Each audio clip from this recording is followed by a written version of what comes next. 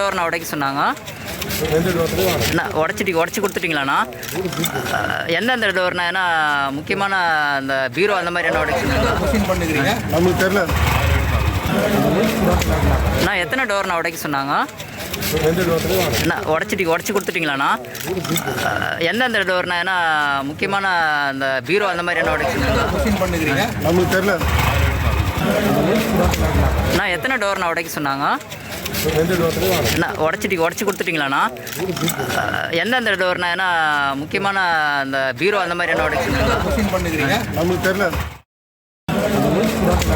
நான் எத்தனை டோர்ண்ணா உடைக்க சொன்னாங்க?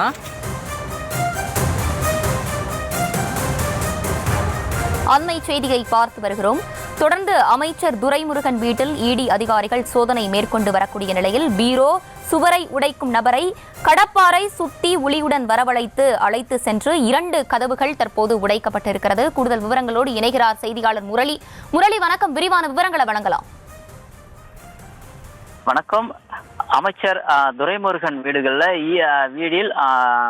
இடி ரைடு ஆனது தற்போது நடந்து வருகிறது. இந்த ரைடு ஆனது மதியம் 2 மணி முதல் தற்போது வரை கிட்டத்தட்ட 7 மணி நேரத்திற்கு மேலாக தொடர்ந்து நடைபெற்று வருகிறது.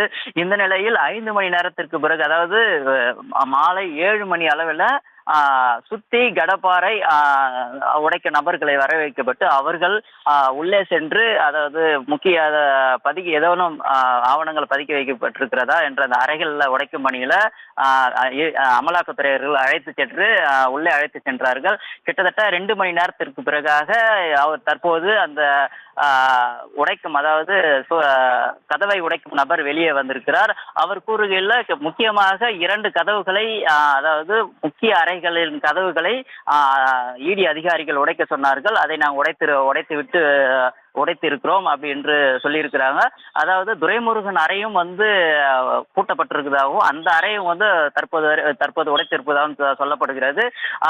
அந்த அதிகாரிகள் அழைத்து சென்ற அந்த பணியாளர் 2 அறைகளின் கதவுகளை உடைத்துவிட்டு தற்போது வெளியே வந்திருக்கிறார். அவர் நம்மிடம் கூறுகையில் 2 அறையை நாங்கள் உடைக்க சொன்னாங்க அதிகாரிங்க, அதை நாங்கள் உடைச்சிருக்கோம். அதுக்கப்புறம் எங்களை வெளியே அனுப்பிட்டாங்க. ஆனால் இன்னும் கடப்பாரை எடுத்துட்டு போனவங்க இன்னும் உள்ளே தான் இருக்கிறதாகவும் அவங்க சொல்லியிருக்காங்க. இன்னும் கடப்பாரை எடுத்துக்கொண்டு சென்றவர்கள் உள்ளே தான் இருக்கிறார்கள். ஆனால் ஒளியும் சுத்தியும் எடுத்து சென்ற நபர் மட்டும் தற்போது 2 கதவுகளை மட்டும் உடைத்து விட்டு வெளியே வந்திருக்கிறார். விவரங்களுக்கு நன்றி முரளி.